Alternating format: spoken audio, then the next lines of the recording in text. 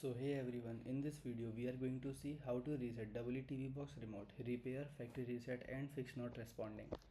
So how to reset WTV box remote? To reset your WTV box remote, press and hold the home and 9 buttons simultaneously until the LED around the W icon flashes purple or aqua 3 times. This clear out any old fairing data and read the remote to repair with your TV box. Factory reset and repairing by remote model. New WTV remote. Reset, press and hold the home and 9 button at the same time.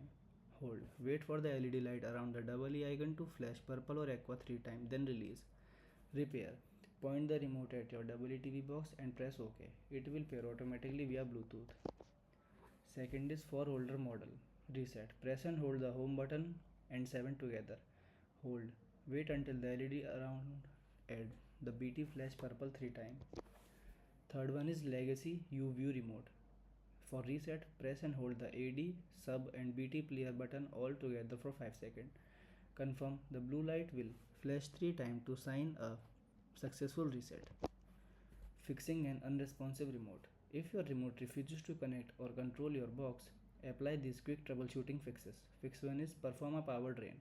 Remove both batteries from the remote. Press and hold the power button for 30 seconds to drain leftover electrical charges. Mash every single button on the remote a few times to unstick internal contact pad. Insert a fresh set of high quality alkaline AA batteries.